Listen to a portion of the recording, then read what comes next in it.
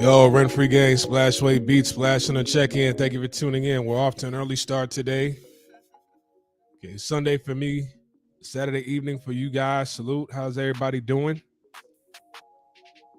All right. If you're coming into the video live stream, please hit the like button. Cash App information is on the screen. $ Splashway Beats.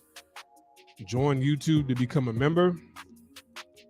Join this channel to get access to perks. The link is in the description box below. PayPal information is in the description box below. All right, if you want to become a Patreon member, link is in the description box below. Splashway Beats. Join the Facebook group where I'm constantly posting videos in there, posting up posts in the Facebook group, keeping guys updated on what's been going on in the Facebook group and on Patreon. I just dropped a brand new special last night. All right. I dropped a brand new special last night. It's available for all tier members. The lowest tier is $5.30. All right. So if you want to get in on the action and hear what's really been going on, you know what I'm saying, and get some of that deep game, Patreon, $5.30. Okay, salute to BH. I don't want to say your full name.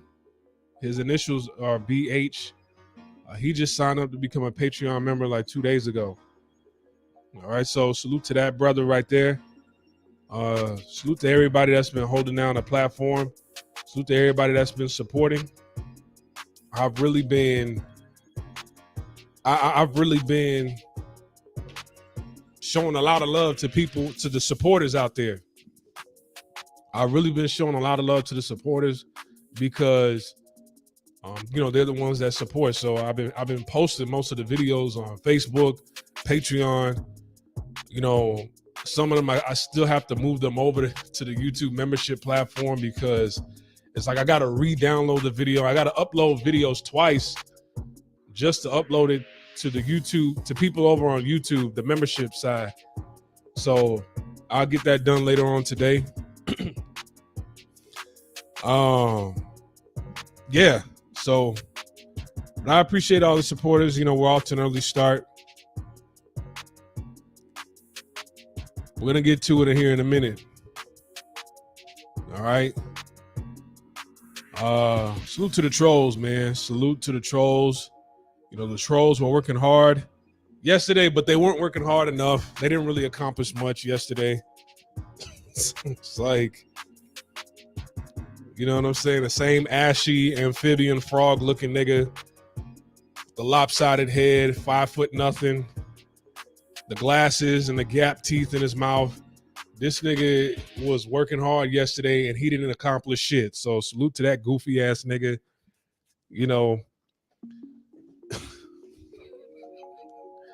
Pathetic ass nigga, man. Anyways, so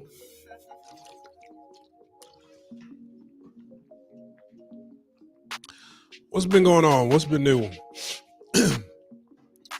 Brother up in a Facebook group, he posted up speaking of traveling, he posted up a new power couple. I don't want to say her name. He posted up a new power couple. She got a new brother. And I went to that brother's page and he has an RV. He has a Mercedes-Benz RV. I really like it. I was thinking about going back to America, but living out of an RV.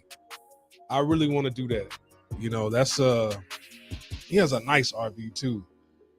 So I like his RV, but he seems like a good guy. Salute to them. It is what it is. I don't think that was a downgrade or an upgrade. I just think that, this is kind of mid. You know what I'm saying? Like, he has kids, she has kids. But I do remember what she said. She was like, "Oh man, will I get another black guy or not?" And that wasn't cool. It's just like I don't You know what I'm saying? But salute to them. Congrats to them. Teach his own. All right. I don't like that. I don't deal with women who talk like that. That's just my standards. I have pretty high standards when it comes to women. And that's the whole point of this platform is brothers, raise your standards up. Especially when it comes to Asia. A lot of guys, they didn't have standards back home, and then they really drop their guard when they come out here. And I don't like that at all. Don't drop your guard. You don't lighten up when you come here. You tighten up. That was my whole point of one of the videos I posted up yesterday. I had a conversation with somebody the other day, and he kind of said something that was kind of sad. And, I tell you guys, don't lighten up, you tighten up. All right. And that's one of the things I'm going to touch on in this book review today. Salute to Russian Spy. Russian Spy is the sponsor for the Save Yourself Black Men review book live streams. Okay. I didn't just do this out the blue. It was Russian Spy who is the sponsor for this. His brother dropped a hefty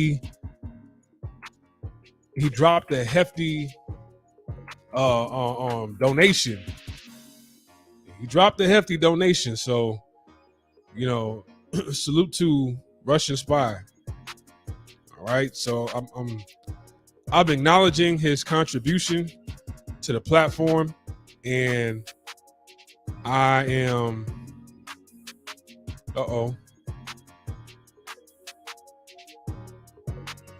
anyways, I'm acknowledging his contribution to the platform, and I'm not ignoring the contributions that he's made.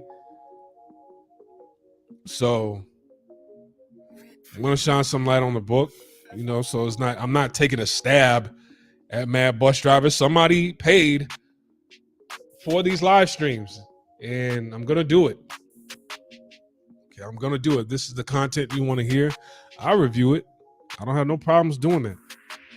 All right, so the chapters we're gonna touch on today are chapters 4 through 6, and there's a few things that I agree with in chapters 4 through 6, but there's a lot of there are many different points this person was trying to make in the book that I vehemently disagree with. All right, that I really disagree with. Okay, like I said, this live stream isn't me attacking anybody, coming out the blue, going hard on nobody. Somebody paid for this live stream for the Save Yourself book review. So I didn't want to just do everything in one stream. All right, I didn't want to do everything in one stream. So, and in this stream, I'm gonna leave some room for you guys to read. You don't have to take on my ideas, my views, my thoughts on what I feel about this book. All right. I'm not trying to enforce my views onto you guys. If you agree with everything in this book, then that's good for you. I don't have anything against anybody that agrees with everything in this book. But, I'm going to be objective, and, I'm going to give my honest opinion. All right. It's just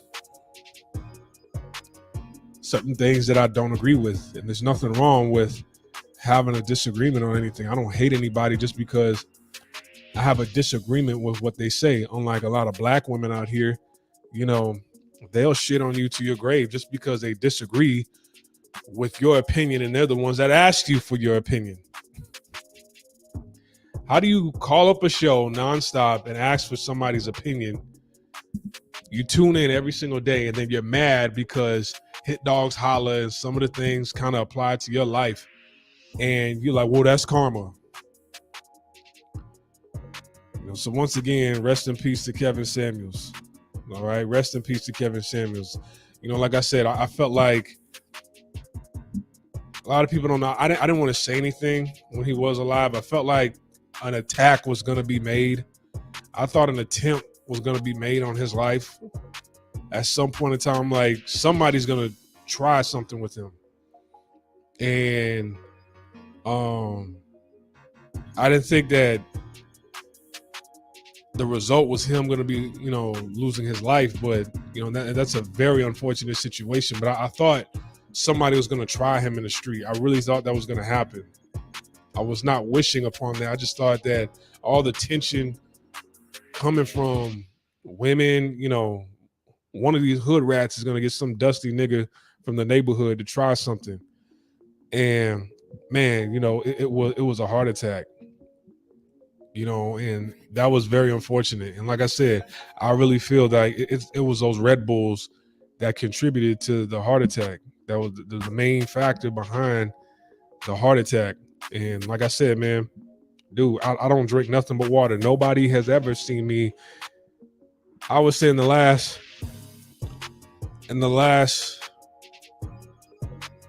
12 years, nobody has ever seen me drink anything else but water. If you see me drinking anything else but water, man, like, that person's lying. If somebody says they see me drinking anything else but water, I only drink water and I'm on a carnivore diet, so I'm on a very strict carnivore diet. Today is my fasting day, so I'm not eating anything today. I'm going to eat tomorrow. And the reason why I'm doing this live stream early is because I have someplace to go. Okay, I have someplace to go. It's way on the west side. And yeah, I have something to do, have somewhere to go.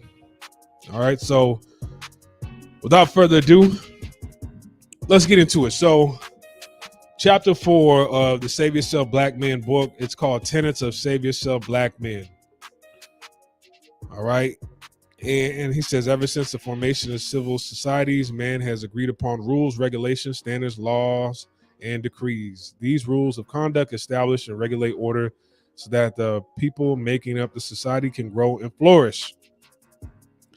All right. So he has his own Save Yourself Black Men rule, decree. It's 20 of them, but I'm only going to read 1, 2, 3, 4, 5, 6, 7, 8. I'm only going to read 8 of them. Okay, so the other 12 you can read on your own. Salute to Russian Spy for the $5 super chat donation. I appreciate it.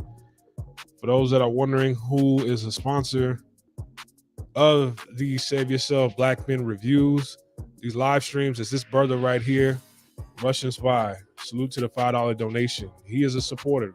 Okay, so, am I coming out of left field, reviewing, giving my likes and dislikes on this book, attacking Mad Bus Driver? No, I don't know Mad Bus Driver. All right, but somebody asked, like, hey, can you do a review on this book? I'm doing the review. This is the brother that is the sponsor for these reviews, who made donations for this review. So I'm acknowledging this person's contribution to the platform, and I appreciate it. Not only did he send a donation for me to review the book, but he's also a Patreon member. All right, and he has sent in super chat donations. So, fuck what everybody else thinks. I'm acknowledging super chats, Patreon members, and donations. So salute to Russian Spy. All right, salute to Russian Spy. All right. Anyways, so let's start off with Tenet 1. And like I said, I'm only going to read about 8 of them. So the other 12, you guys can read for the rest. We're on chapter 4. He says, Save Yourself Black Men, created and founded by Mad Bus Driver X, as an association, does not concern itself with Black community. And that's another thing that he did throughout the book. I thought, to me personally, I felt it was he didn't have to do that, in my opinion, to type in community like that throughout the book.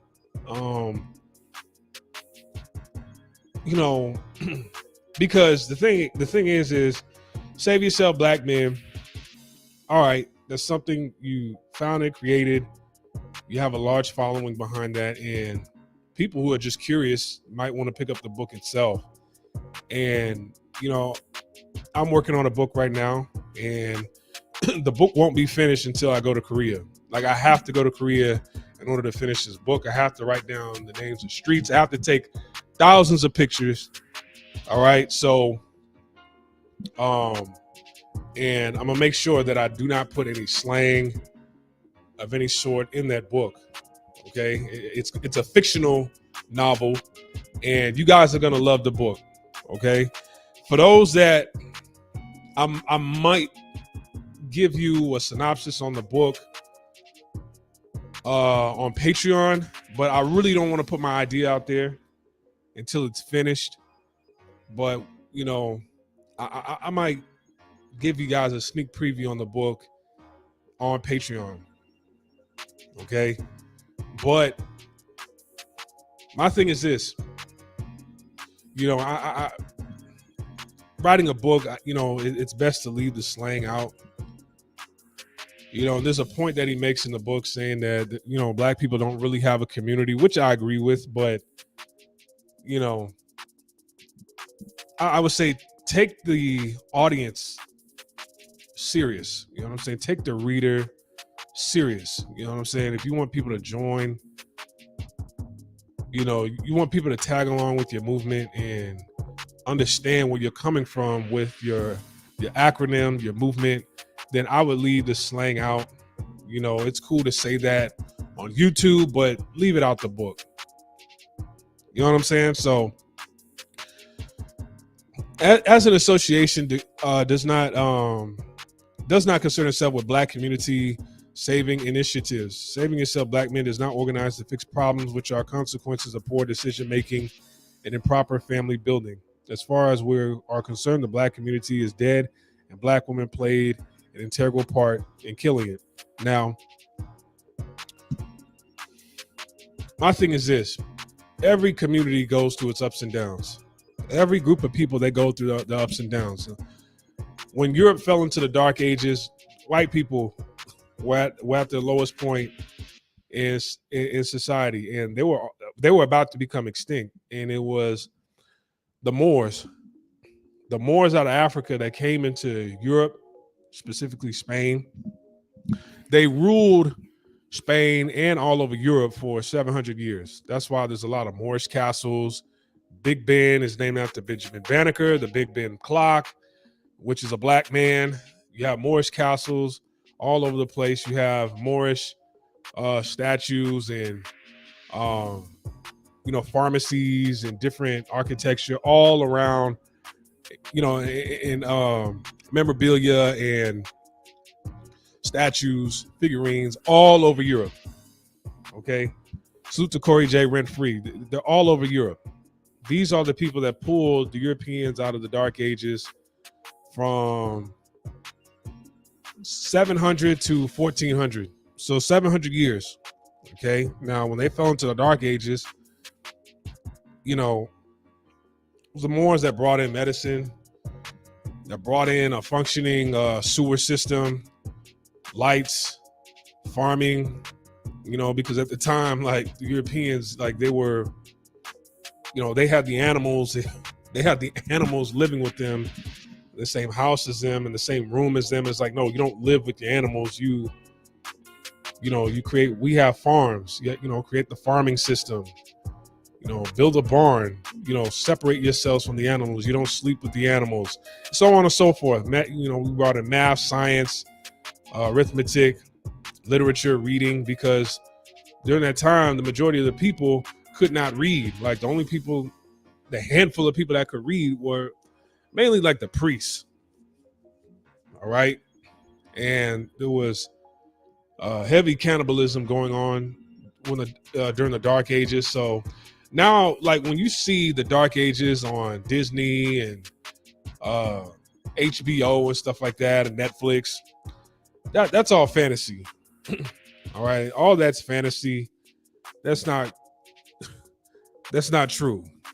You know, you have these medieval knights and kings and queens. Like, that's really fantasy. Okay, when you think of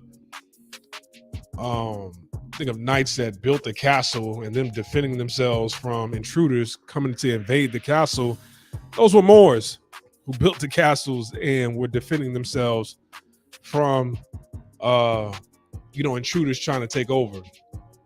All right. I mean, there's a lot of artifacts out there and paintings that depict what was going on during those times. All right. So, I mean, it's nothing.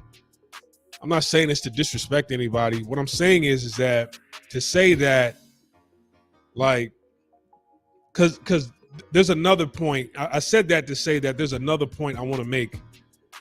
Another point that he says in this book that I want to touch on, but we're not there yet. All right. It's dead. You know, I don't like that. At one point in time, a lot of people's communities were quote unquote dead.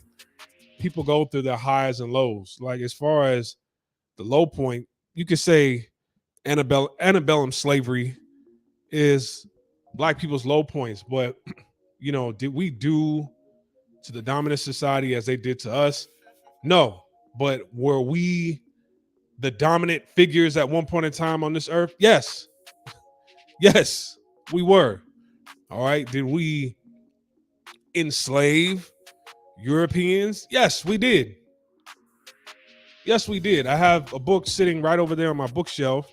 It's called The Golden Age of the Moors. Yes, we did have African and Caucasian slaves.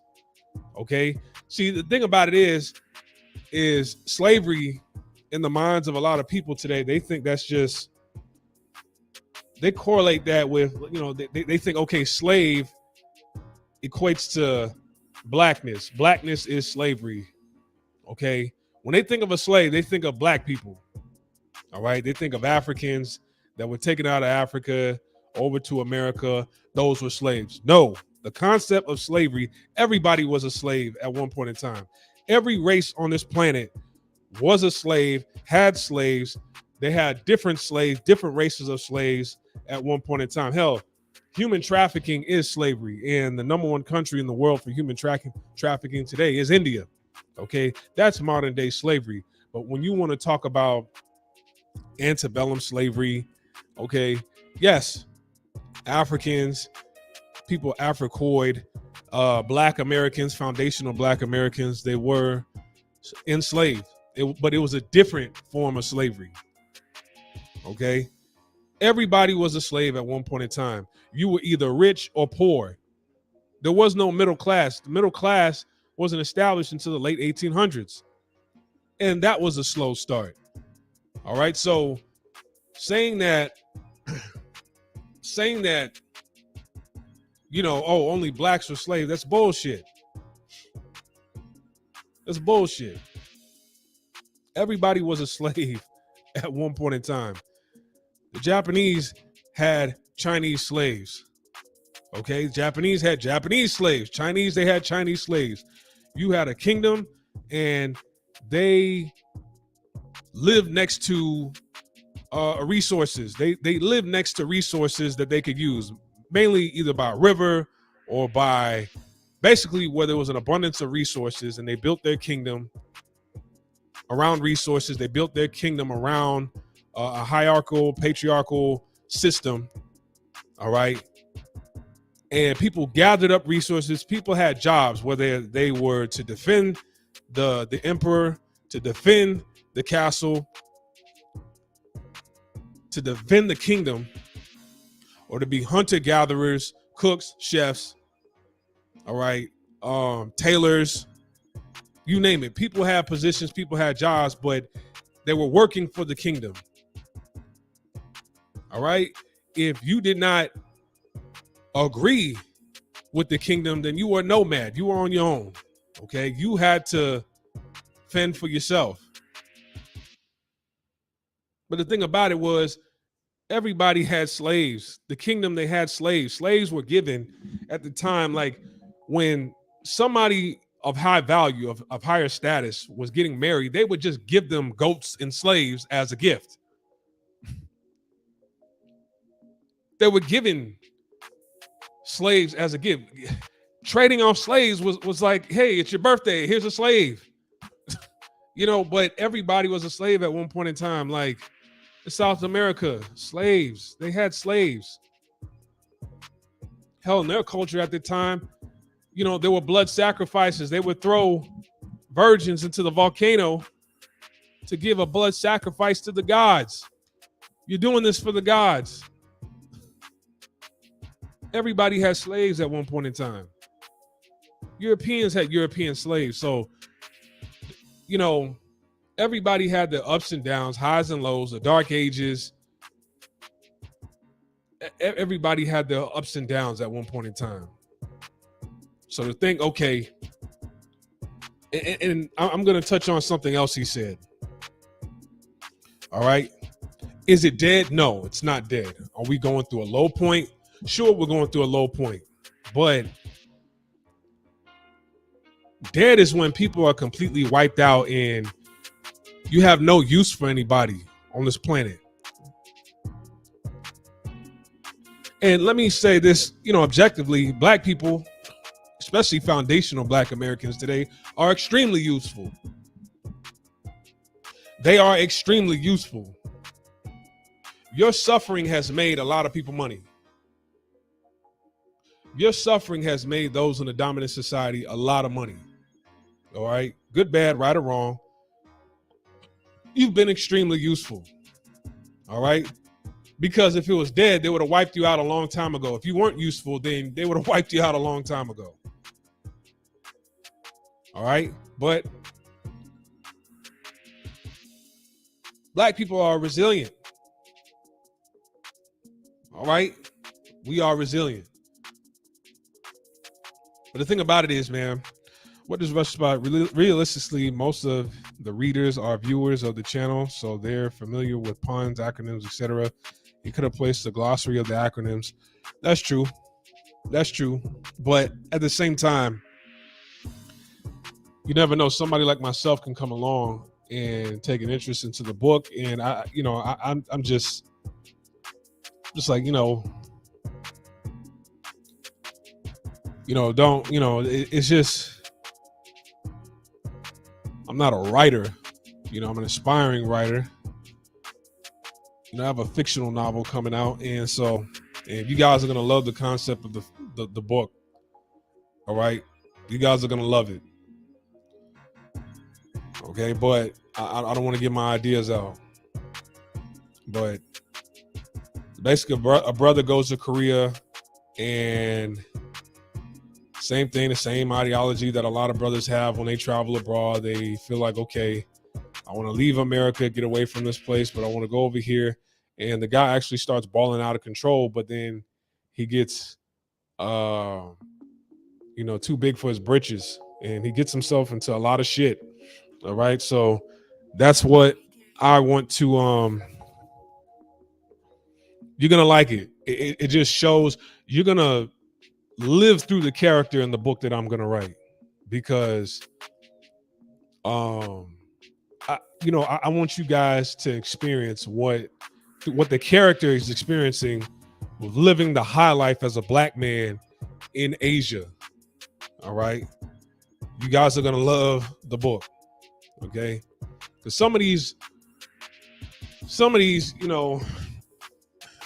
television shows, they're good, but like, for example, I like Money Heist, but you can tell, like, they had to respect the budget, because after they got all that money and they got away with it, they didn't show them balling out of control. Like, I like to see people balling out of control. I like to see that. I want to see all the dumb shit that you do with your money. I want to see you buy a Patek Philippe. I want to see you buy a Ferrari. I want to see you buy that penthouse in Apgujeong Station in Seoul, South Korea. I want to see you go up to Namsan Tower with 2 Korean women on your arms. I want to see you do ignorant shit. I want to see you buy bottles in the club in Gangnam, like a black man doing this, and people are pissed. Like, I want to see this. I want to see you buy a boat. I want to see you do ignorant shit with your money. And a lot of people, they really don't have the budget in some of these television shows, and it's like, man, I like this part, but what about this part? So all that's going to be in the book, but it gets him in trouble. His flossing is going to get him in trouble. Okay, so, and books like that, it takes a lot of brainstorming. All right, so he goes on to say that Black feminists formed the Combahee River Collective in the early 1970s. This movement, as stated by one of its chief architects, Barbara Smith, fought against the Black nationalist movement and segments of the civil rights movement because it was male defined. Ever since vestiges of Black feminist thought has been embedded in the overall aims of Black communal thought. An example is modern critical race theory. Its links to K-12 education and the feminist-inspired theory of intersectionality. Now, the thing about it is, prior to the 1960s, 1950s, when we were segregated, we were doing extremely well on our own. Okay? Black people were doing extremely well on our own. We have 50 Black Wall Streets around the United States of America, and they only like to highlight one in Tulsa. But we have 50 Black Wall Streets in the United States of America, Black communities all across the United States where Black people were thriving. Okay? So when people act like we're cursed, I don't like that. I don't like that talk. It's because you're not old enough. You weren't old enough to see what a Black community actually looked like. You know, my dad is old enough to where he's seen the shift. He's seen a Black community, a thriving Black community, and getting burned down, taken away. You know, then Jim Crow came in, then integration came in, then the feminist movement came in. My dad's been through all of that. He's seen it. Okay, so people are still alive today who have seen when we had our own, it was taken away from us. We were for, you know, Planned Parenthood, feminist movement, Jim Crow. We've seen it. Crack era, we've seen it. You know, there are people who are old enough who have seen it. Okay, so just because you're not old enough,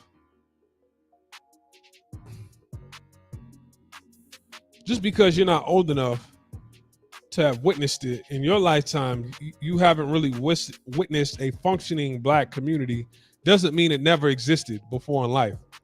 That's my main point. You know, and you have people who aren't even old enough to have experienced that. You're not old enough to even experience that. We had our own movie theaters, our own fire stations, our own police stations, our own hospitals, our own schools. Okay, I need to do an entire live stream talking about this. You're too young.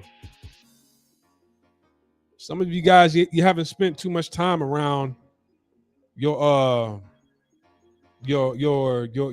grandparents. You haven't talked to your grandparents. You know, they have the Tulsas, but you know, they don't talk about, you know, the Greenwoods. You know what I'm saying? Like, you know, the Black Wall Streets they had in Chicago, North Carolina, Miami, Houston. All right. So I need to do an entire I need to do an entire video talking about that. You know, St. Louis.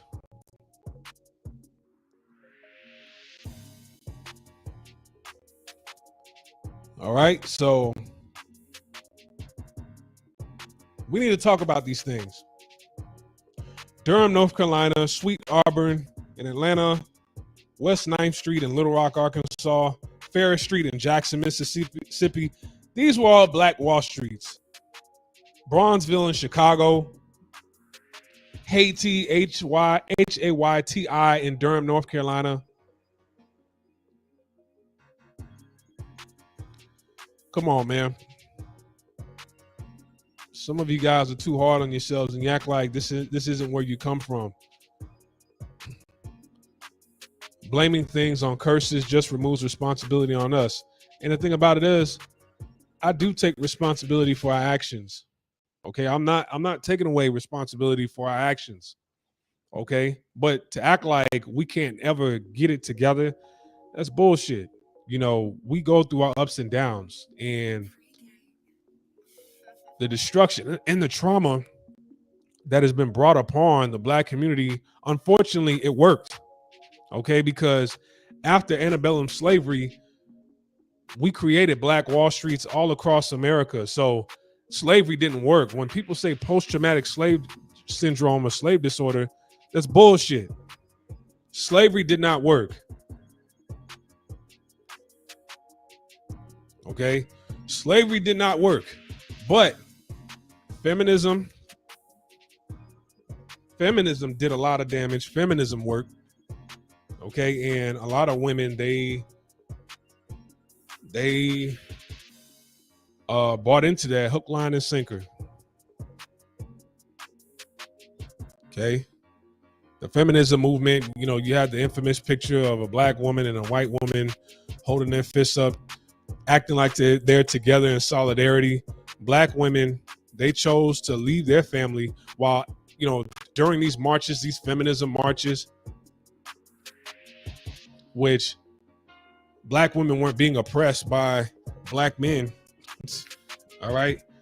While black women, while white women went back home to their husbands, Black women decided, hey, let's leave our men, leave the homes of our men, move into the projects where we get meager resources, benefits, welfare, meager tangibles, move you into these lead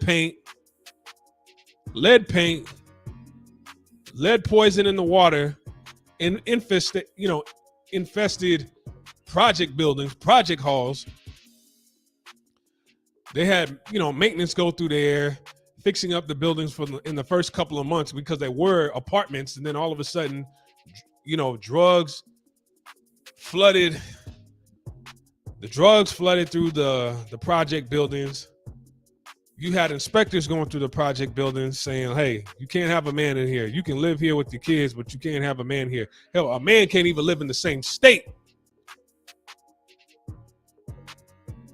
So if you live in New York City and you're taking on these resources, then your man can't live in upstate or New York City. He got to live in Connecticut somewhere. You can call or whatever, but he can't even live in the same state if you tackle on these benefits. All right. My dad went through that.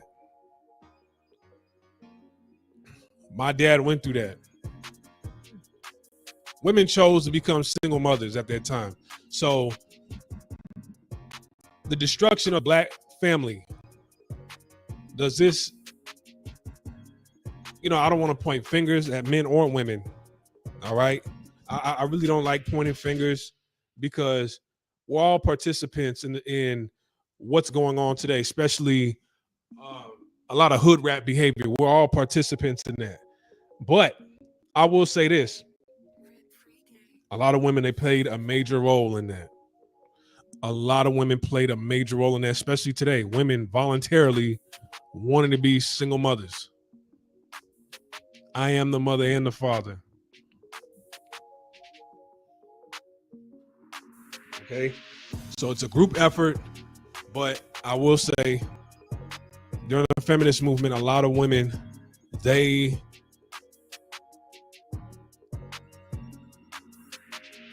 dove head first in that. Okay. We can reverse things in theory, but I don't feel motivated to, especially after seeing how Kevin's death was reacted to. I'd rather stack silver and self-improve. Of course, they wanted to make sure the person filing for the benefits legitimately needed them. It's not a bad idea to regulate. Wish they keep that standard. All right.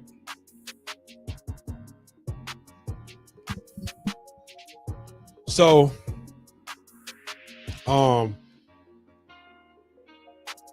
It's not our job to fix problems which are consequences of poor decision making.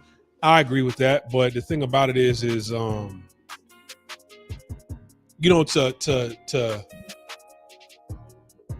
some people, they say this acting like, okay,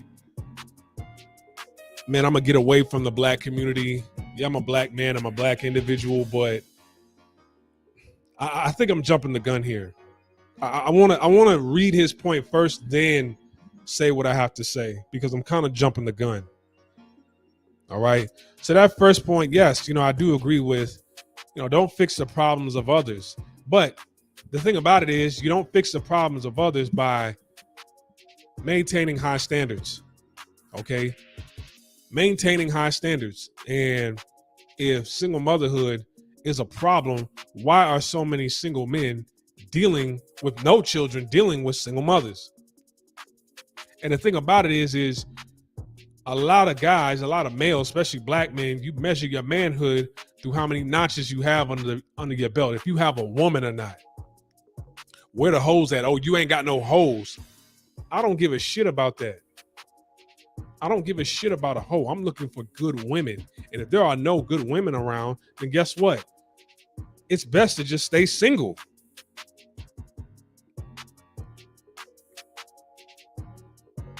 What do you gain by dealing with hoes? What do you gain by just going along with any woman? And I'm going to get on that in a minute. Now, are there no quality black women in the black community? No, I'm not saying that there aren't any good quality black women in the black community. I've never said that. Do all black women fit the stereotype of single mothers, overweight? No, a large portion of them do. Okay, like we said, 80% of black women are overweight, and most men don't want women that are overweight. Contrary to popular belief, to what that one caller called in, that one guy that called in a couple months ago when the hyenas stormed my platform, he said, well, there's a lot of black men out there that prefer big women. Like, no, nigga, a lot of broke niggas like big women. A lot of broke niggas like big women, because the minute a man get up on some money, you don't see him with no overweight woman. You don't see, regardless of how you feel about some of these guys' significant others, man, Steph Curry's wife and Seth Curry's wives, they're not overweight. Will Smith, his wife, isn't overweight. Okay? These celebrities that are out here, their wives are not overweight. You get some money, the women that you see them with, they're not overweight. Okay? And that's just somebody I point to that we all know. Okay? I don't know the people in your neighborhood, but the minute somebody gets some money, or they come up, or they raise their standards, they leave big women alone. So it's really a lot of broke men who like big women.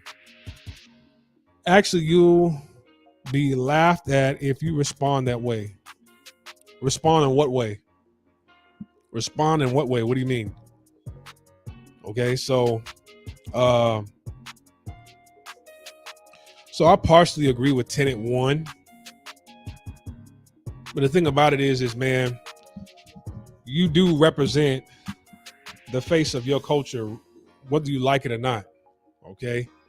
And there's too many low self-esteem black men with low standards that travel abroad, and they disregard the fact you're entering into cultures where one person is the face of their culture. Okay. One person is the face of their culture, and you coming into these cultures as an individual, and you don't think in terms of your community when they do, it's not a good look. All right, it's not a good look.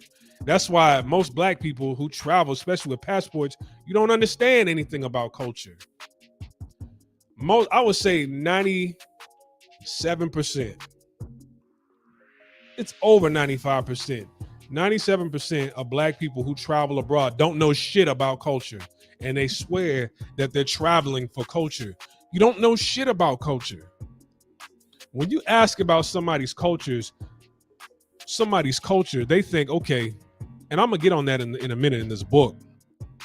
They think it's food, they think it's clothing, they think it's music, they think it's like statues and temples and religion. That's the surface part of the culture. It's like an onion. You peel back an onion till you get to the core of somebody's culture and their core values. It's in the center of that onion, but there are layers to people's culture. Most black people only know the surface layer of people's culture. Most black folks don't know shit about culture. Why? Because if you're showing up as an individual, me, black person, yes, I'm black, but I don't represent what you think we are in the media and on social media. And I'm telling you, man, fuck what people think about you on social media. That's why I tell people, blacks, you should stick together as a group, no matter what people feel about you, because you won't gain any respect being a gypsy or a nomad traveling into somebody else's culture, especially when you're black, especially when you're dark skinned, especially when you're overweight.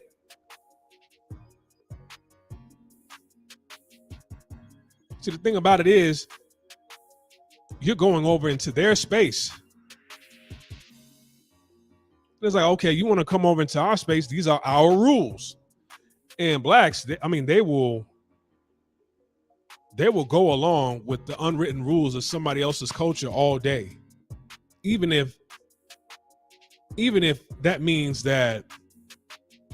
even if it means going through public humiliation, even if it means being disrespected and talked down upon and talked down to. Y'all remember that live stream I showed you, that couple in what was that, Calgary, Alberta, Canada? There's a black woman who's half black, half Asian. She wanted to marry this Korean guy. She meets the parents, and so the parents were like saying in Korean, why the fuck did you bring this black girl over to our house? She's not allowed here. And you standing in the garage with your head down like a little puppy dog.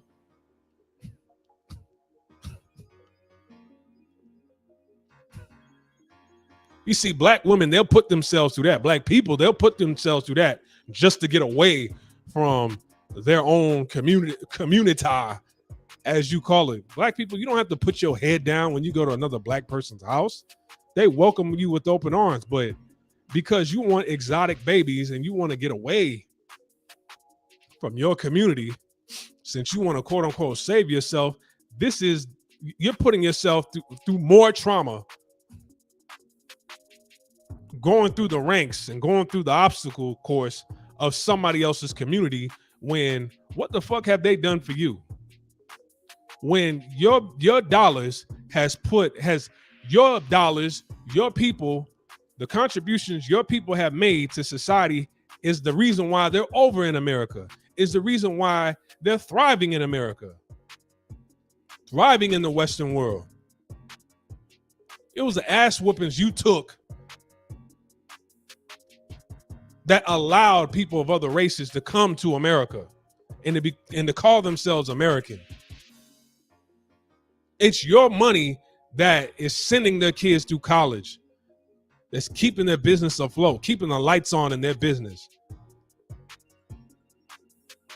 If somebody's telling you, why the fuck you bring that black girl over to my house? No, get her out of here. And you standing there with your head down.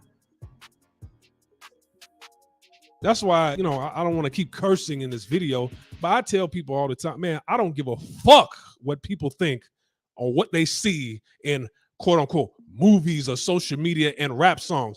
Yeah, that's how we are. Embrace it. Yeah, that's how we are. Yeah, we get ignorant if you disrespect us. So you better watch your mouth and you better watch your step. That's just how I am. That's how we are. You don't like it, then don't come around here. We got our own thing going on. It's the same thing out here in Asia. It's the same thing in South America. Yeah, we got the drug cartel. Yes, we have a rich culture. Yes, we celebrate, we have parades. We have traditions. Yes, we're religious. This is who we pray to. This is our food. This is this. This is that. Yes, we have that. But yes, there's another side to our culture as well. Good, bad, right, or wrong. Yes, we strive on family values. We respect others. Yes, but there's another side. Yes, we have prostitution on our side, on the other side as well. Yes, we have the drug cartel. Yes, they're murking a lot of people. Yes, a lot of people, they have a short fuse out here. Yes, there's all that in our culture. But guess what? If you don't like it, you can get up out of here. Yeah, we got that going on. And guess what? You don't like it, you can leave. You can say that about anybody's culture, the good and the bad. And if you don't like it, you can leave. It's black folks who would just be like, no, okay, yeah, no, I'll go through the bullshit. Yeah, you can disrespect me. Yeah, I'll do whatever it is you want me to do, just as long as I'm away from them. So I don't agree with like separating yourself from your community, quote unquote. I think that's to me, I mean, that's when I see somebody doing that, I mean, I have absolutely zero respect for that person. Like, I mean, the self-esteem is so low and to the ground. I don't respect nobody like that, and neither do they. You just somebody's nigga friend. Okay? Because you checking other black people, respecting other people's culture and holding their culture up to a high pedestal because you want to assimilate into somebody's culture. But what cultural values are you teaching other people? You don't teach them shit. Nor don't you check people about your cultural boundaries. You got to set a cultural boundary. I need to do an entire live stream show about that. Set a cultural boundary. And that's the problem. Most black people don't set cultural boundaries when they come over here. People will culturally disrespect them and they don't say anything. They just laugh it off. Oh, they don't mean it. Oh, they don't mean it. But you want to check everybody else within your own culture. You know how to check other black folks.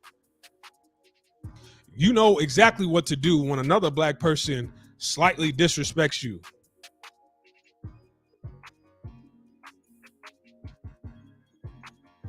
So what's more important is, man, don't come over here with your ass and your glutey hole spread wide open for everybody to come spit in it and fuck you dry. Man, set cultural boundaries. You're dealing with somebody with racist parents, get away from them. Who are they? Who are they? I don't want to go into specifics as to which culture does what. You know what I'm saying? But who are they? You come over here with your money empowering everybody else and they disrespect you. Enough is enough. Black people, you've been through enough. You think you're going to go up in somebody else's culture and everything is going to be okay? No.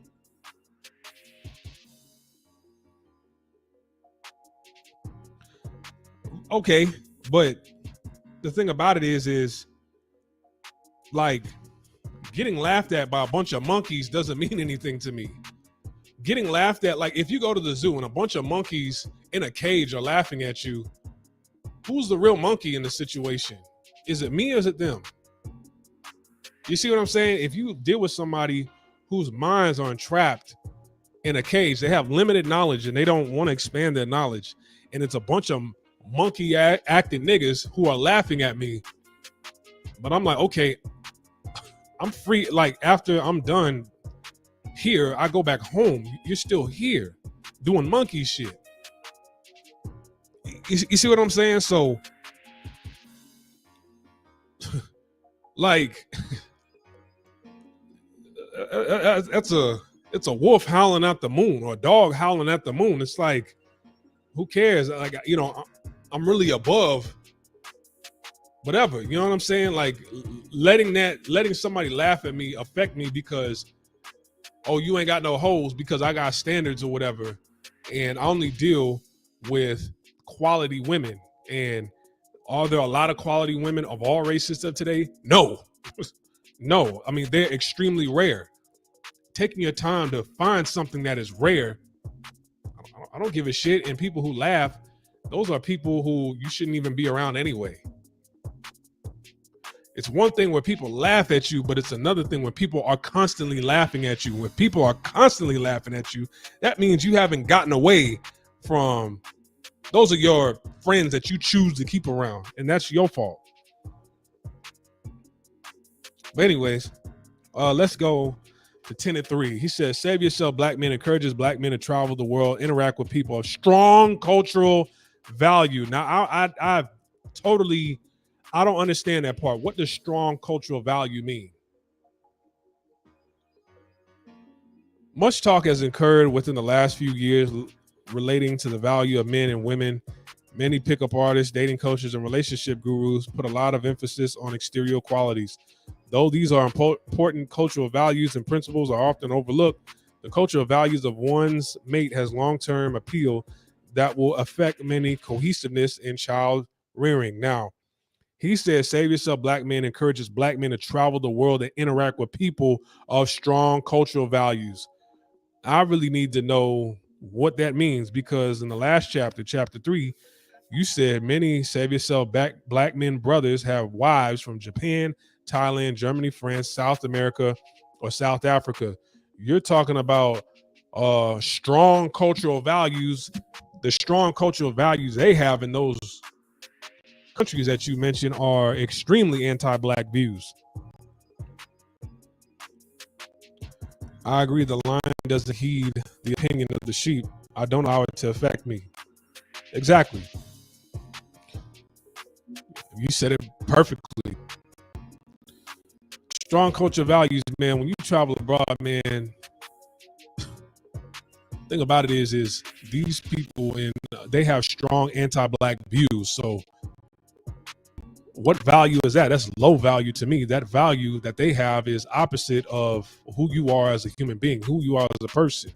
Now, you could say that that's not everybody, but man, the quality of women that I see a lot of brothers with abroad, not all, but a lot, you know, it's like you just happen to have somebody. It's like you damn near get with anything abroad. And just because your woman doesn't feel that way, and most of the time these women over the age of 25, like they can't get back with their own men even if they tried. Okay, they can't get back with their own men even if they tried. They've been ostracized from their community a long time ago. So you're not really getting the creme de la creme from some of these communities. Now, there are some brothers that I've seen with young women under the age of 25 who did get with women who were in shape. I mean, I almost got married to a woman in China who was under the age of 25. She was like 23 and real cute, in shape, had her own thing going on, real slim. And she was like, no, I want to marry you. At the time, I was just like, nah, I don't want to do all that. But she was fine, though. All right. She didn't have any tattoos, didn't curse. You know, she was, you know, I really liked her. You see what I'm saying? A Chinese woman. So are all women that brothers meet leftovers? No. A large portion of them are. So to say somebody with strong cultural values, the thing about it is you're looking for another individual such as yourself. Okay.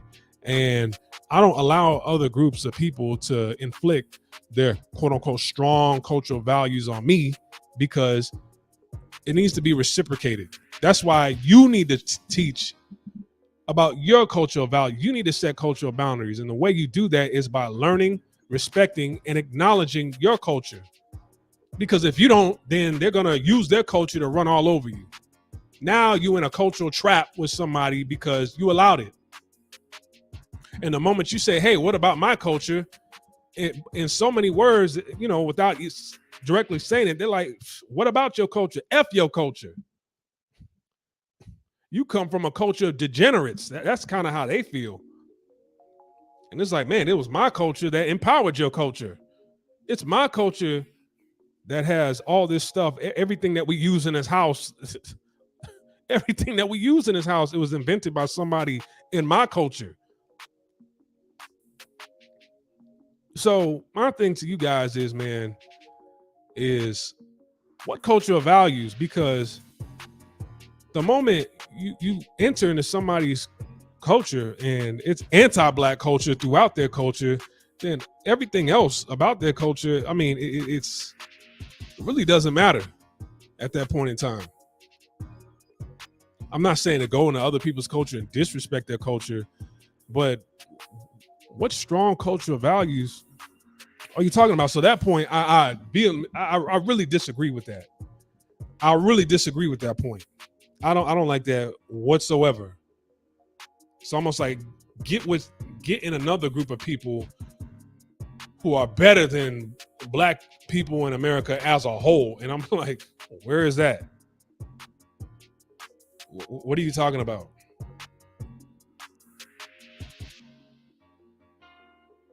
What are you talking about? Tenet 4, save yourself. Black men promotes honesty and continual improvement of self. Okay, I agree with that. I don't have any issues of that whatsoever. It's just if you improve yourself, man, go in the right direction. This is what my channel is here for, is to, self-improvement. But also, man, we're gonna self-improve by recognizing our culture, setting cultural boundaries, and making people respect your culture. Because a lot of people, they make culture up as they go along just to get you to do what they want you to do, just to keep you in check. You've heard me say this. A lot of times women out here, out the blue, they'll just say, well, in my culture, which is bullshit. It's bullshit, especially when you've lived here long enough. I've lived here long enough to know about your culture, and that's just some bullshit you made up on the spot. Okay? And if you want somebody to follow the rules of your culture, you need to go back to your culture and get men. But see, since you're 26 years old, you can't get back with your men even if you tried. So you're over here now. You're over here. Okay? You're in my world, my culture. Okay, you need to respect my culture. I don't disrespect your culture, but I know what you just told me was some BS, and that's not a part of your culture. You just made that up because you want to force me to do something that I don't want to do. Okay, you're over in my world. You need to respect my culture. Okay, so in your culture, you can't get with a man. So either you stay single or you follow my rules. Okay, you don't follow my rules, then do what you got to do. Best of luck to you. Because let me tell you something, when they get over to white people, they really respect their culture. They really respect the rules and the unwritten rules of their culture. And you see that all the time. They have no problems following the unwritten rules of their culture.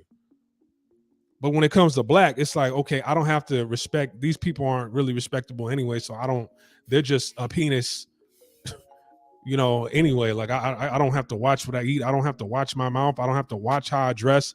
I don't have to watch anything. I could do whatever I want. I could be as reckless as I want around these people. And Black men, you need to stop that immediately. I can come through with a bunch of kids and they'll still take me on. Black men, you need to stop that immediately. Set cultural boundaries. Okay, guys, if you haven't done so already, hit the like button, please. Hit the like button. All right. Tenet 10. Let's skip over to Tenet 10. So that was Tenet 4 that I just read. I'm not going to read all the points that he's making. Tenet 10. Save yourself. Black men encourages networking with others who respect independent thought. Why networking? No successful man operates as an island. Nevertheless, working within a hive mind is not good either. Both are extremes. Save yourself. Black men promotes a balanced approach of interchange between open-minded people. So he says encourages networking with others who respect independent thought.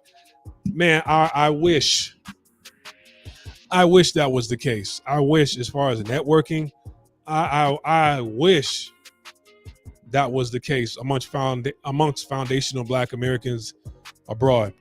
Black people don't network with each other abroad. Black people they separate themselves abroad. They only argue and debate each other abroad, and they fight each other abroad. Rarely do I see black people networking, and black people, they get away from each other over little petty reasons. You know what I'm saying? And some reasons you don't even know. You don't know why. Okay, I never had an argument with this person. I never said anything sideways about this person. It's just some people, they out the blue, it's just like, yeah, I don't want to hang out with this person. I don't want to, you know what I'm saying? It's just, black people don't network, period, abroad. If black people network abroad, they would have their own quote unquote communities out here, which they don't. You would have your own schools, your own neighborhoods, which you don't. Chinese people, they do that. But black people, they don't do that out here. They don't do that out here. So I wish that was the case. I wish that black people network with each other abroad, but they don't. Okay. They're waiting for somebody white or somebody non-black to organize a networking, a networking space for them. Okay. Black people, mentally, they always need somebody else to do everything for them, because that self-hatred gene is really real. I will admit that self-hatred gene amongst a lot of black folks, it's really real. And it's heavy out here in Asia and different parts around the world. 10 and 11, we do not condone or accept reprobate and degenerate behavior from any group of people. I wish that was the case. That's a bunch of bullshit. A lot of black people tolerate degenerate behavior from other groups of people. A lot of black people tolerate degenerate behavior coming their way and how people talk slick and sideways to them from other groups of people often, all the time. I just gave you guys an example on the Facebook group. I literally just talked about that yesterday. Most black people tolerate other people's bullshit from other groups of people. I wish that was the case, but such is not the case. I've actually traveled, all right? Any holding to save yourself black man understands that he is not the property of black people. We are not beholden to the black community, nor are we obligated to protect or defend it or its interests. I really disagree with that point right there. All right. I wish black folks would get that mentality out of their minds.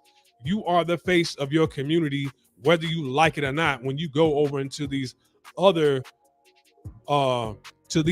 groups with strong cultural values, you are the face. You are the face of your people. It's only black people who want other people to view them as an individual and not as the face of their community in general.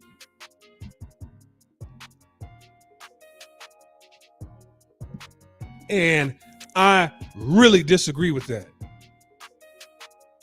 He is not the property of black people. We are not, man, if you don't stand for something, you'll fall for anything. And a lot of niggas out here, they fall for anything, and they allow so much disrespect to come from people because why? People see that you don't have it together, that you're not attached to a group. So it's like, hey, you a lone wolf out here. And guess what? I can do whatever I want to you. And where are you going to go? You value me too much. You value me too much.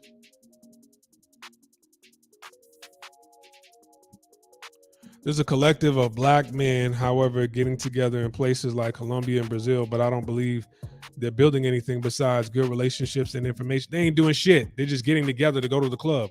They're getting together and say, hey, why don't you bring your Latino wife with 2 kids, and I'll bring my Latino wife with 2 kids, and you bring your Latino wife with 1 kid and a grandbaby.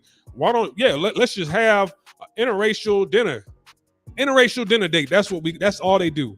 They don't build shit. They don't build shit. Black people, man, the amount of money you make abroad, man, you can build hotels, you can build houses, you can build neighborhoods. You can build grocery stores. Man, there's a lot you can build if black people came together and actually networked with each other and build. Black people don't do shit when they travel abroad. They don't. All they do is argue and troll each other. When you salute to your boy Banks, when you step in a place as a black person with your self-worth, you can see people looking at you like they weren't expecting that. I've seen black men walk in a place fully suited out and he's respected. You don't have to wear a suit. Thing about it is you don't have to wear a suit to fully get respect. Like white people abroad, man, they'll show up with, their beard smelling like ass, their tank top, flip-flops, and dirty swimming trunks. And guess what? They get the ultimate respect.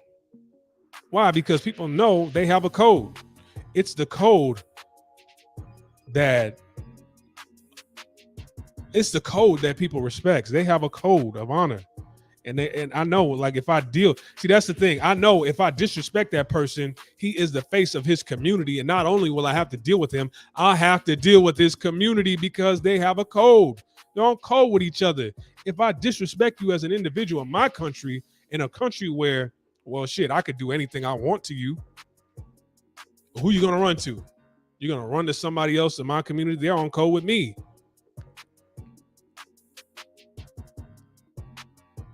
See, the thing about it is, I did that story. I did an entire video talking about in Taiwan, that high school that did that Nazi march reenactment. Okay. They built an entire tank. I went to that high school and it was in Shinju. I used to live in Shinju. I went over to that high school and recorded it. I did a video. All right. And when they did that, I want you to type in Taiwan high school Nazi march. Hitler Nazi march. Just type that in. It'll pop up. It happened in Shinju. HSINCHU. It'll show up. You'll see all the pictures. I mean, they went all out. They bought the uniforms, the gloves, the insignias, the flags. They did in like an entire ritual ceremony. I mean, that was far beyond just a project. I mean, they were, calling upon some spirits right there. And guess what? The Jewish community, they made them apologize. They made them give them a donation. They got the principal about that school. Okay? That's how communities get together and handle business. That's how communities, that's the strength of a community. Do you see the strength of that community? I want you to read that article and the principal they got a principal, a Taiwanese principal out of a Taiwanese high school in Taiwan.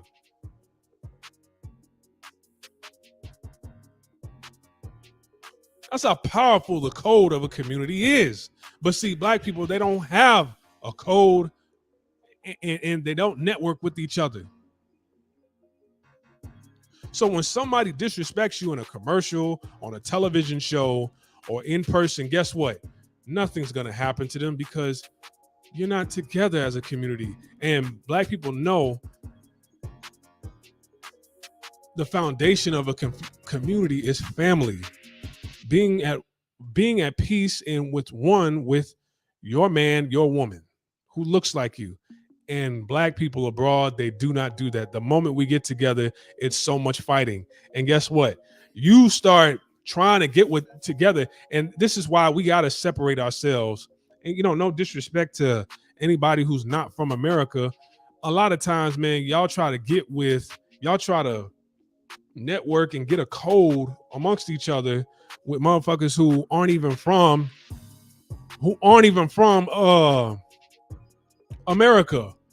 You trying to get a code going with somebody who's Trinidadian or Bahamian, right? Or whose family is from St. Croix or whatever. And they don't have the same views and ideology of you. They don't respect your history, who's Haitian or whatever. So when I say get a code in the community, you need to network with other black Americans whose family and lineage comes from America. Same thing with Jamaicans. Get with other Jamaicans whose family and lineage stems from Jamaica. That way, the code is respected amongst each other. You got a lot of mentally distraught, mentally ill people who travel abroad and can't get nothing done because there's way too much arguing and fussing and fighting, and they're from different cultural backgrounds. Your boy Banks said, bro, when you talk about investing overseas, I see myself doing that in places like South Africa because it has a great market, as well as Canada and especially Colombia. Put up some Airbnb in Colombia, and it's easy to invest. I mean, it doesn't even have to be homes. You can invest in animals. Man, investing in animals is a big business in Canada. You can literally buy a pony for a couple $100 and pay rent in a stable and sell. And soon as, like, in about a year, you can sell the horse off for thousands and thousands of dollars. Man, flipping horses is big business in Canada. Flipping horses is a big business. Flipping animals is a big business. Buying rare breed animals is a big business. You can easily make the money in Canada. You go on the rigs, man, get yourself like 2 or 3 checks. You import a rare breed dog from like Turkey, a $10,000 dog, male and female, allow them to mate, get a litter of 12. You sell each puppy off for $10,000. You just flipped $120,000 right there. The horse semen can buy me a car. You're right. Exactly.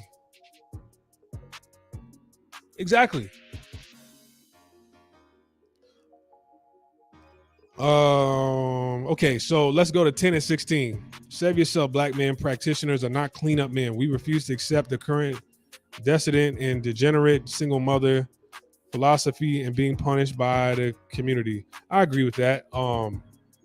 I do agree with that. Quit being cleanup men, but quit being cleanup men for not only the women who made poor choices in your communities, quit being cleanup men for other women in other communities as well. Quit doing that all around the board. 10 and 19, save yourself.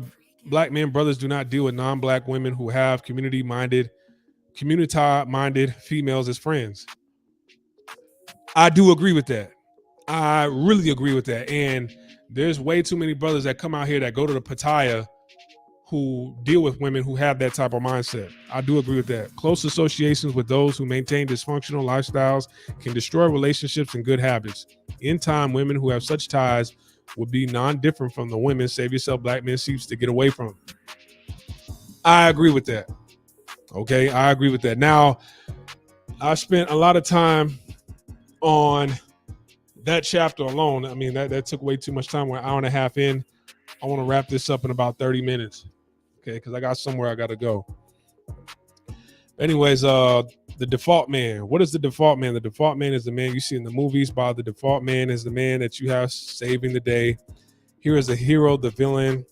Basically he's saying that the default man usually is like somebody who's a hero that is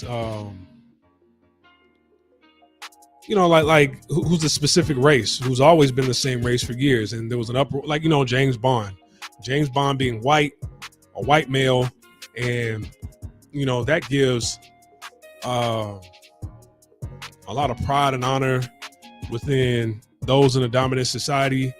When they see a James Bond, they see themselves in James Bond. You see yourselves in certain heroes and certain characters, but when they flip the character, these fictional characters into different races, that's why there's an uproar.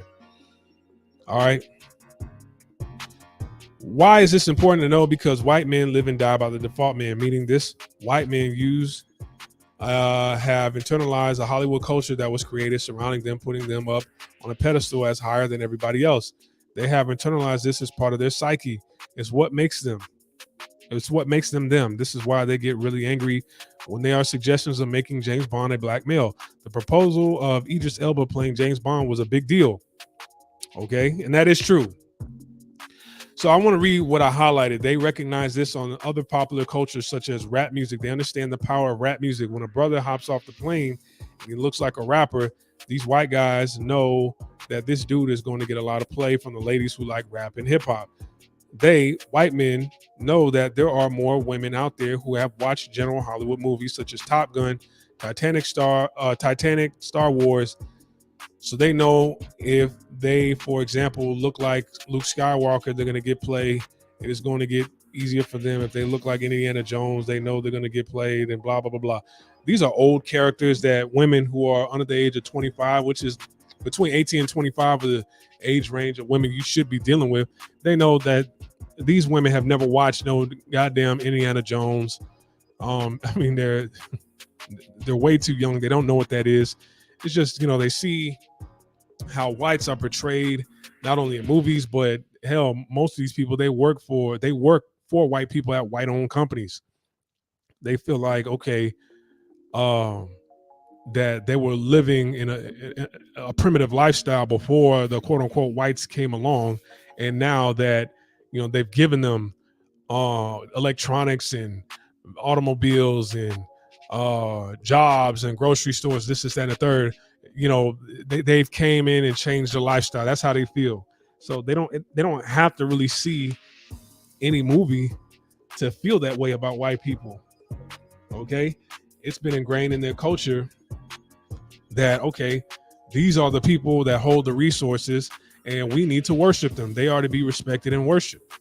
Okay, now just because what does a rapper look like today? Somebody said I look like a rapper the other day, and I checked his ass. I was at a gym that I was going to sign up for, and he said I look like a rapper, and I said, well, I'm not going to tell you what I told him he looked like, and he was very apologetic, right? I got up and I left, and I did not sign up for that gym. But I went over to a better gym, which is 24 hours, a 24-hour gym that's even closer, right? And that's what I need, a 24-hour gym. The hours of this gym is like from 6 a.m. to 10 p.m. I think from 6 to 10 or 6 to 12, one of them, right? And those hours don't fit into my schedule. All right. And so I set my cultural boundaries with that person. The fuck does a rapper look like? Most rappers today are wearing women's clothing. They're wearing tight ass clothes with women's clothing. So to say that I look like a rapper, I take that as disrespect, because saying I'm a rapper is like saying, okay, you're uneducated. You probably like weed. You probably do drugs and pop pills, drink lean. You're probably okay with everybody using the N-word around you. Nah, man, like, I'm much more than a rapper. All right, I'm an educated man, a well-traveled man who doesn't take shit from people of yourself who are trying to culturally place me in a box, because music in general is so much more than just rap. See, when they think of the soundtrack of black people, they only think of rap. They don't think of blues. They don't think of jazz.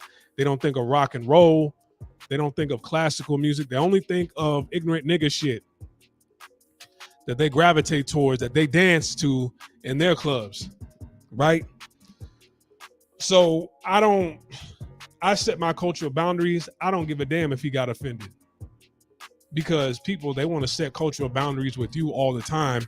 And really, it has nothing to do with their culture. It's just, I don't want to do anything. And I talked about this on my Patreon special that I uploaded last night, is culturally out here, a lot of people, they don't like doing favors for foreigners, especially black people. They do not like doing favors for black people.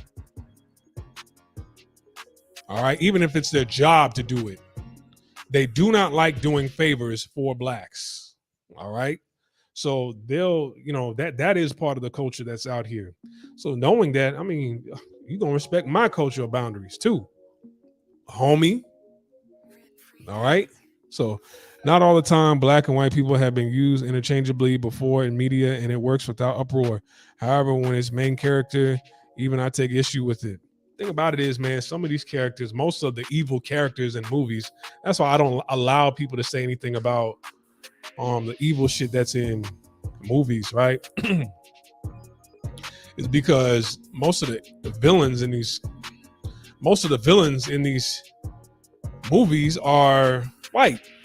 When was the last time you seen a black villain? That's why I don't allow people to say, well, you know, we think this way about blacks because of the movies. Okay, which movie? They won't have an answer because there hasn't been a black scary. What black villain back in the day has spooked you to the point to where now you are just so scared of blacks? Please entertain me. Please enlighten me. They wouldn't be able to tell you. Whereas recently, Doctor Strange, the Doctor Strange movie that just came out, the Doctor Strange movie 2 movie that came out, which, you know, the CGI and graphics and everything, it looks amazing. But the storyline was so stupid. The story was beyond stupid. The villain in that movie is a white woman. The new Nicolas Cage movie, the villain in that movie is a white man. So what villain are you talking about? What are you talking about? Okay, music. Okay, which rapper are we talking? You talking about rap music? Okay, which rapper are we talking about? Who? What's the names? Oh, I don't know. Just all of them. Okay. So, you know, that's what I'm saying, man. Image is very important, and your image represents all of black people. Okay, so when you go over here, just as a self-individual, right? Just that self-individualistic mindset that you have, just know all the coonish shit that you say and you allow from other people, they think all black people think and respond the way you do because that's how they are in their culture. They have a collectivist mindset. So your coonish way, if you're a coon and I'm not a coon, then after they get done with dealing with you, they come over here expecting me to be a coon just like you. And it hurts the image of a lot of black people who aren't cooning and buffooning. Shoot the hot dusty. What about Candyman? Man, if you're dealing with women out here who are under the age of 25 years old, hell, even under the age of 30, they don't know shit about Candyman. Asians, your average Asian have out here in Asia, I can speak for Asian culture, they've never even heard of Candyman. They don't know the movie Candyman. Hell, South Americans, they don't know the movie Candyman. Candyman, they were in the Caprini Green projects. Those projects are tore down now. They don't even exist.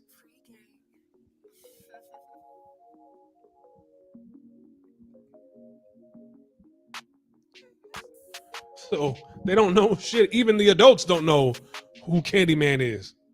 So let's keep reading. This is why you'll find in countries such as China, they have a saying called white monkey. This is real. This is real. Investigate this for yourselves on the net. A white monkey is a white European person in China who they get to sing, dance, model, or a person they get to hang around at the openings for shows, opening ceremonies, events going on where they're trying to sell something such as apartments, homes, where they're trying to open a new business, etc. They have these white people pose. He's absolutely correct. He's absolutely correct. They get them off the street. They find them walking around in China, ask them if they are interested in earning some money. The white monkeys will show up at a particular location. Their new identity for the day will be, for example, a pop star, a single singer. They know that the local Chinese people don't know that this person just got off the street, who just hopped off the plane as a nobody. They will pimp this white male, female in front of the general Chinese audience and tell them that this person is an artist, a businessman, businesswoman, anything to get their Chinese audience to believe that it's a European stamp of approval for whatever project they're selling. Oh, he's 110% correct on that. I didn't know that they called them white monkeys, but they do that. Like white people, they make a lot of money in Asia, especially in China, just using them for a face. Okay, and a lot of people feel like they cannot Asians, a lot of Asians, they feel like they cannot, their business won't thrive. They won't have a successful business. It'll be hard to get their business off the ground if they don't have a white face attached to the advertisement, the brochure. If they don't have a white person who has that stamp of approval on their business. That's why it's big business for new businesses to start open. They'll get a white face to cut the ribbon of the business. They'll have a white person there, and he has nothing to do with the business. It's just a white face that they hired off the street, right? So, I mean, it's unfortunate. I mean, it's kind of sick. You know what I'm saying? It goes far beyond just culture. That's mental illness right there. That's mental illness. But yes, he's absolutely right. I did not know that they called them white monkeys. I mean, hell, I used to live in China. But yes, you see that all over Asia. If I only use Asians on the face of my brochures, my advertisements, cutting the ribbon, they feel it will not be successful. So in order to trick the people in my community, I have to hire a white face. Okay. So I do agree with that. Okay. Chapter 6, build a new Stargate. So the Stargate is like a euphemism for a womb. And in this case, a black womb.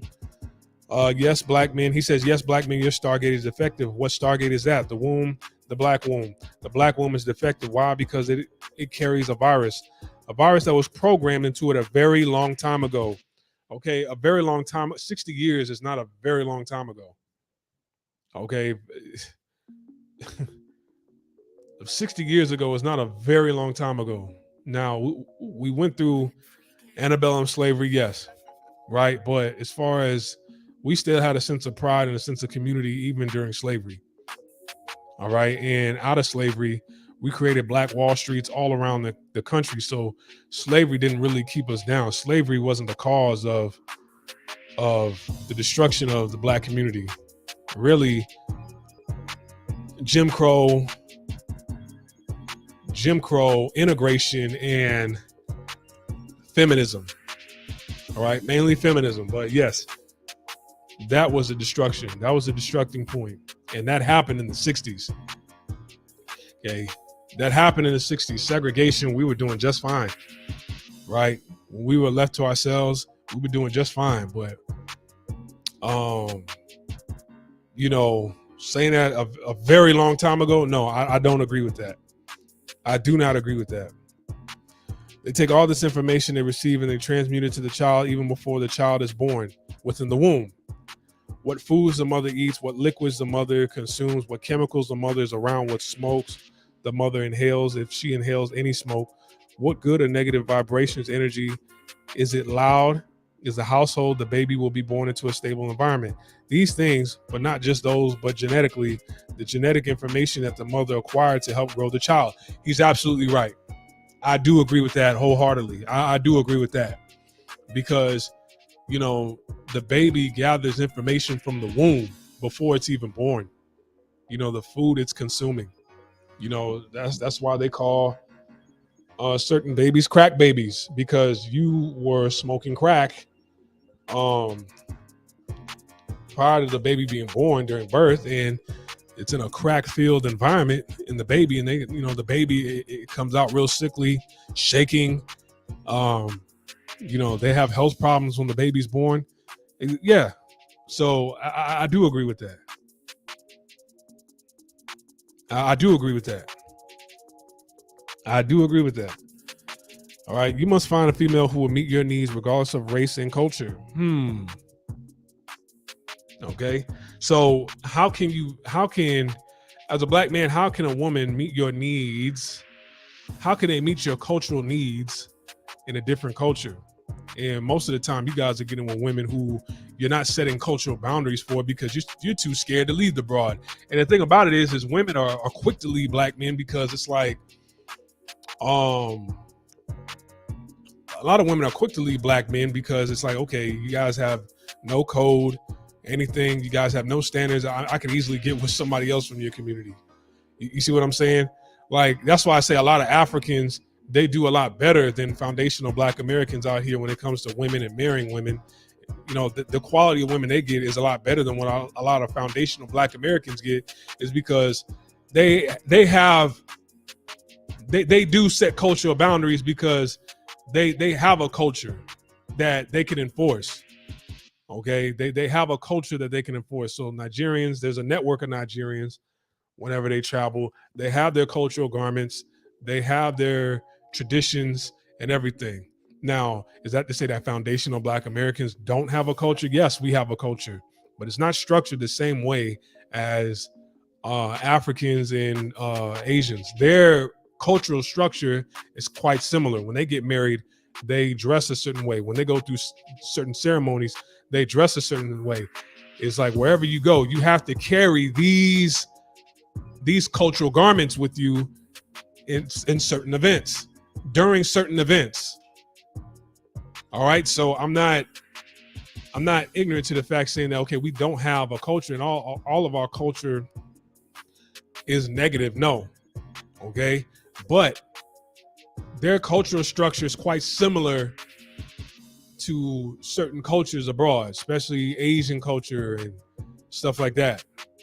So that's why when they get married, you see the African, he's wearing his cultural garment when he gets married, and the Japanese woman or the Asian Chinese woman, they're wearing their Chinese cultural garment, their Japanese cultural garment when they get married. Both of them aren't wearing tuxedos and a wedding dress. All right, so it's kind of similar to a certain degree. All right. If you're living in the Western world in the U.S., there is no reason why you are still beholden to a subculture norm known as the Black community. You are a Black man, but yet you are not a slave to said Black community, because there really isn't a Black community. You must find the right mother for your child, period, not the right mother that has the right skin color. So therefore, I'm all right with the community. All right. So I do believe that there is not a Black community. I'll give him that. But you are still there's no reason why you should still be holding to a subculture norm known as the Black community. Like I said, whether you like it or not, you are the face of the entire Black community. So when you have low self-esteem, when you have no pride in yourself, people can see that, whether you think they do or not. People see that, and they come to the conclusion that, you know, this is just some lost nigga that we can toy around with and disrespect, and we can whip him into submission to get him to do what we want. We can treat this guy as a slave, right? Because he has no home, no community to run back to. He's separated himself. He's isolated himself from his community. You are the face of your community. So you can build up that image, or you can further destroy the image of that. And a lot of coons that come over here that travel abroad with passports, they further destroy the image of Black people abroad. They further destroy that Black male image, the Black female image, separating themselves and isolating themselves and shitting on one another, traveling abroad. All right. So I don't see Black men. I will say Black men, we do acknowledge each other, but Black women, they don't acknowledge a lot of Black men. Rarely do I meet Black women who acknowledge other Black men abroad. I've literally only met 2 in my years of traveling that would say hello and respect, who was very respectful, kind towards other men in the community. Other women, and some of these other women, they were non-FBA. They were very disrespectful towards men, very disrespectful towards brothers, right? So, and saying that, no, I'm not the face of, there's no reason why you're still beholden to a subculture norm as the Black community. Homie, I don't agree with that whatsoever.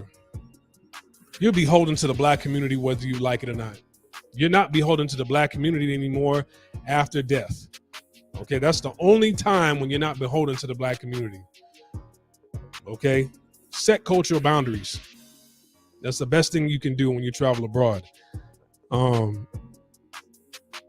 You must find the right mother of your child, period, not the right mother that has the right skin color. Let me tell you something. Me personally, I agree to that to a certain degree. Find a woman who has culture, who has the qualities you're looking for in a woman, regardless of race. I do agree with that. So I agree with that part.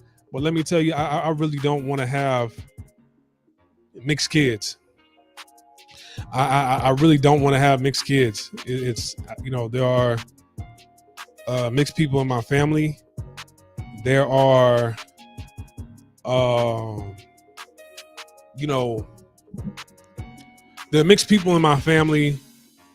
I've met a lot of mixed people, and all of them, a lot of them, not going to say all of them, a lot of people, they have the same mindset, the same weird self-hatred mindset. It's like, damn, you know, I was almost Asian, I was almost white, I was almost this, you know. They're always playing this back and forth game amongst blacks, Asians, or blacks, whites, or whatever they're mixed with. They have a lot of negative shit to say about black people, and then, you know, they hold the non-black side of their family up higher than the black side, even though the non-blacks don't really fuck with them at all like that. The only group that actually fucks with them are blacks, but they see the dysfunction as, you know, they see some positive, but they see the black community as mainly negative and dysfunctional. So they isolate themselves, they separate themselves. They have a lot of negative shit to say. They treat black people that they meet negatively, and therefore a lot of black people are hostile towards them because they don't view themselves as black. They hate that other people view them as black, and they don't really respect black people in general because they're half, so they think they're more special than what they are. And so black people are hostile towards them because they have a hostile approach towards black people, and black people feel that, like, okay, this mixed person thinks they're better than me and they're talking down to me. So that's why they go through what they go through. So when they talk about, oh man, black people have mistreated me, a lot of times I don't feel sorry for a lot of mixed people who complain and say that shit. Now, granted, yes, have I gone through some things, some negative treatment from blacks? Absolutely. But I've gone through the same negative treatment through people of all races, and I stand up for myself. The thing about them is the negative treatment they speak on is because they're hostile towards a lot of black people because they don't like that. Okay, why am I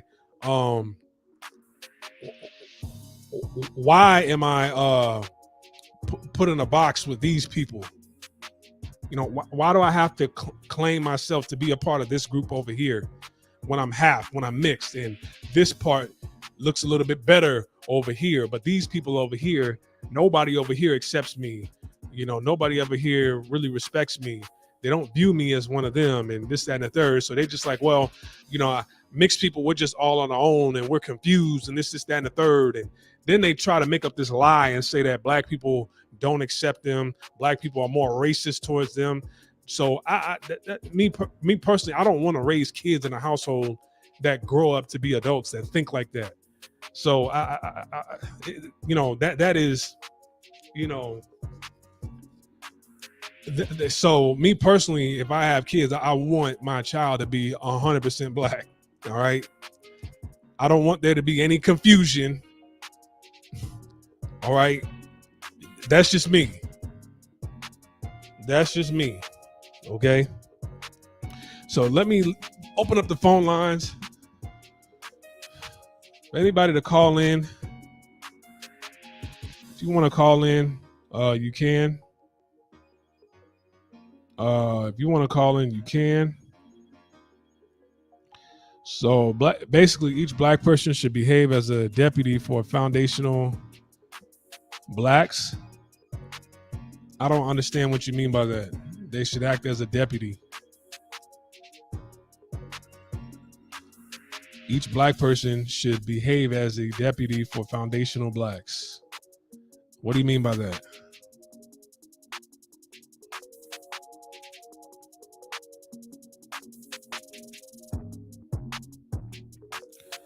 What do you mean by that? I don't know what you mean by that.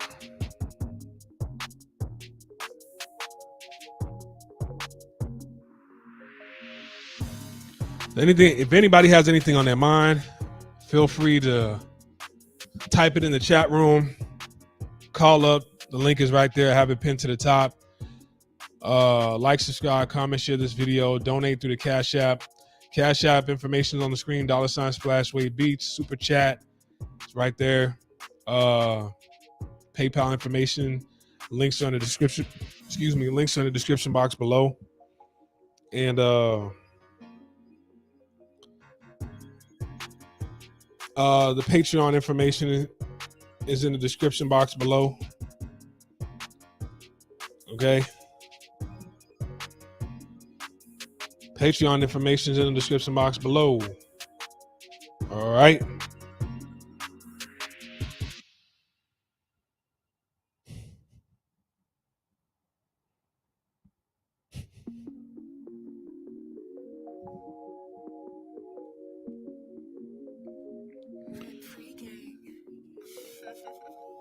So I want to know what Russian spy means by that. It should be a deputy. All right.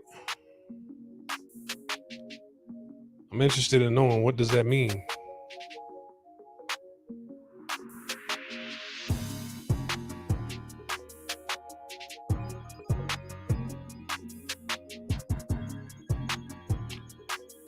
What does that mean?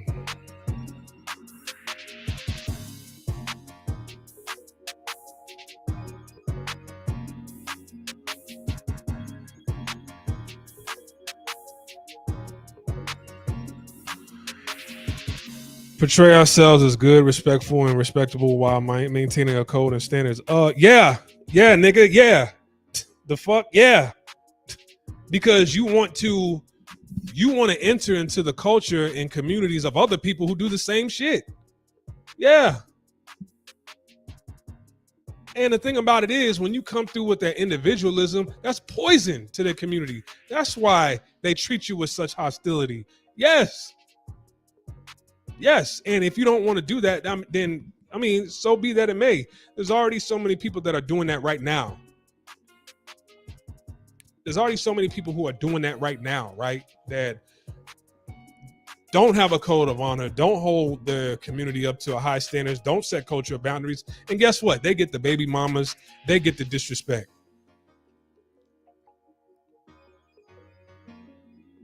The thing about it is the type of women that I'm talking about, that I'm preaching to you guys, that's foreign to you because you don't carry yourself a certain way. You don't follow that.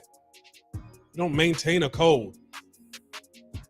That's why niggas don't have shit traveling abroad. Chinese people, they got their own community. Japanese people, they got their own communities in different countries. You don't. Why? Because you don't maintain a code. You don't have a code of standards. Yes. And like I said, you know, what's the point of getting a passport and traveling if you don't maintain a code? What's the point to get over here and keep doing the nigga shit, the nigga nerd shit you were doing in America over there? You think they're gonna respect you? No. You think they don't know any better? No, they don't want you. Yes, you maintain that wherever you go.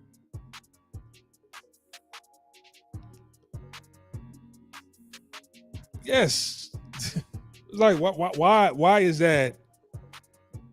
Why is that even? Why should that even be questioned? I put in the wrong. This is where I want to. Oh, it's open right now. Yes. Yes. As far as owning businesses and places and homes and places like Asia, how do you feel with that if you can't ultimately own the land as well? I'm assuming it's the same in South America. Well, you don't own the land in America. You don't own the land in America. You don't pay the property tax on that land, then you lose the land, you lose the house, you lose your home. You don't really own, you know what I'm saying? Like, look at Young Thug. I think they trumped him up. They charged him with a bunch of bogus charges. Like, those charges they hit him with in YSL, it's bullshit. Right? To me, it's bullshit. But Remember, for his birthday, for his 30th birthday, somebody gave him like how many acres of land? 50 acres of land. And he wanted to build YSL land or something like that. And guess what? All that, I'm pretty sure that RICO charge, they confiscating all of that. A lot of people forgot they confiscated all that. So you don't really own the land in America. If somebody wants to move you off your land, they could do that. The only people who, I guess, has their land reserved to them are really the Native Americans. But guess what? During wartime, they can forcibly be moved off of their land. All right. Why do you think a lot of black men of travel space are indifferent to your realities on harsh truths of Asia? Because the whole purpose of them traveling abroad to Asia is to escape reality. Because these are overgrown adolescents. There are a lot of big kids when you travel abroad. If you ever have conversations with older black people abroad, they sound like 10-year-olds. They sound like they haven't grown up at all. They sound like they're mentally ill. And the thing about it is there was a code amongst themselves in their neighborhoods, right? The thing about it is these are niggas who they haven't seen anything good about their culture, okay? They look at the present state now and they don't look at anything positive. They didn't fit into their community. So to them, learning about history is like, what's the point? Why maintain a code or a standard, or why care about myself when I didn't fit in? I was a nerd. I was socially awkward growing up. I didn't fit in with a lot of black people growing up, and I didn't get any women. The women didn't want me, this, that, and the third. And some of you guys, you don't even wash your ass. You don't even take a shower. You know what I'm saying? You don't have to act like a thug or anything there's a lot of nerds in the neighborhood growing up. Some of y'all don't even wash your ass. Some of y'all don't even brush your teeth. You don't get your teeth fixed, nothing. Some of y'all you deserve to be ostracized. And I feel like these are the degenerates and the leftovers and the undesirables from the community. And I would say the most common trait that a lot of these niggas have is they don't care about their history and they don't care about maintaining the culture, their culture or whatever. The coon nigga that was trolling my page, who did an entire live stream broadcast about me a couple months ago, this nigga is he is on audio, on video, saying I'm ashamed to be black. He says I'm ashamed to be black. I don't care how anybody feels. I'm ashamed to be black. Those are the type of niggas who come over here, right? So when they're ashamed to be black, you know what I'm saying? They're trying to escape reality. And these niggas will fight to the death to assimilate in other people's culture, no matter how often somebody calls them a nigga, no matter how often somebody tells them, no, you can't work here, no blacks, you monkey this, you monkey that, and they disrespect you. You can't get together with other niggas who think like you to fight this, because none of y'all take pride in yourselves. It's just shameful to be black. That's why it's just a lot of people who are trying to escape reality that come over here, and you run right back into it again, and you're limited to what you can do. So that's my conjecture. Would you recommend doing some schooling in Asia just for the experience? What kind of schooling? Also, why are there many geriatrics in Thailand and the Philippines? Well, because a lot of geriatrics, they're getting sucked off by the women out here. They're getting sucked off by the women out here, especially the white ones. I met a brother who was who was 70s or 80s. I mean, he showed me his phone, and women were thirsty to hang out with him. And I was like, damn, he's retired. He got the pension. So, they got money. I mean, that's like, and then if you marry these geriatrics, it's like when they die, I inherit their money. They're more than likely, they're trying to escape reality also. And, some of these niggas, they don't want to leave their the inheritance, they leave it to the women. They don't give it to their kids. Some of them feel like their kids aren't worthy of the money that they have left over, that they have saved, or the wealth they generated throughout their lives. Right? So, you know, they still trying to get that last piece of ass before they check out.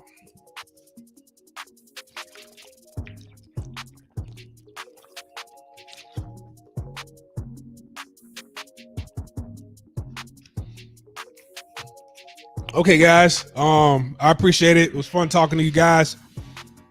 Salute to Russian Spy for the stream. Salute to Russian Spy for the $5 super chat donation, and for sponsoring the book review. Once again, I don't have anything against Mad Bus Driver. I'm just doing a review that Russian Spy sponsored, and there's some points that he makes that I agree with. There's some points that he makes that I disagree with. All right. Salute to Corey J. Salute to your boy Banks. Salute to Hot Dusty. All right. Academics. Maybe nothing serious, as I would rather get my practical skills in a Western country, Asia, just for the experience. I wouldn't start a school. This is school. This is school. This YouTube channel is school. You know what I'm saying? That's why I asked for you guys as donations to pay your tuition. All right. This is school. I don't have to build a physical school for people to join in Asia, right? For blacks to join or other Asians to join. This is school. Okay. So, and the academy, the Elite Academy, man, that's Patreon. That's Cash App, right? That's Super Chat. But this is school. I'm taking a lot of people to school here. But I'm about to check out right now. Thank you, guys. Thank you. I'll catch you guys throughout the week. I'm going to make recorded videos, but our next live stream is going to be Friday evening. But I'm not sure yet. I'll let you guys know. I'll keep you guys updated on Monday. I'm going to post it, guys. I'm going to make a public video on Monday. We're going to see what happens on Monday. If everything goes smoothly on Monday, guess what? We might not ever do a live stream ever again. Okay? You want some of that good game? You're just going to have to sign up for the Patreon page, all right? So, hey, I it is what it is. I gave guys a chance. I gave brothers out there 6 months to show me through the donations how they appreciate this channel. You know what I'm saying? Like, look, hey, my schedule's, I'm going to be booked on the weekend. So it is what it is, right? But I'll still post up like pre-recorded videos throughout the week. You know, I'm still going to make specials and everything. So like, subscribe, comment, share this video, donate on your way out. I'm over them out. Peace.